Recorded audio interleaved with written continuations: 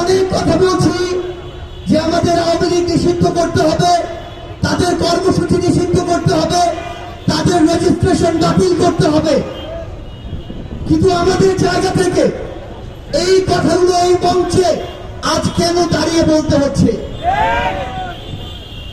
আজকে যদি আমরা এর পিছনে সরাসরি কারণগুলো দেখি, আমাদেরকে এই আওয়ামী লীগ নিষিদ্ধ না করার জন্য বিভিন্ন মহল কি কি কারণ দেখাচ্ছে, পায়তারা দেখাচ্ছে। তারা আমাদেরকে শোনায় যে বহির্বিশ্বে তাদের ইমেজ ক্ষুণ্ণ হতে পারে।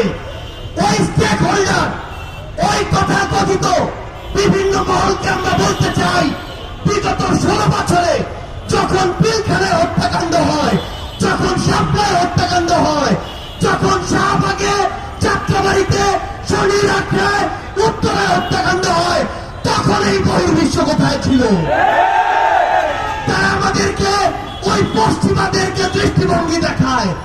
ওই পশ্চিমাদের দৃষ্টিভঙ্গি কোথায় ছিল যখন হেলিকপ্টার থেকে গুলি করে আমাদের ছোট্ট শিশুদেরকে হত্যা করা হয়েছে?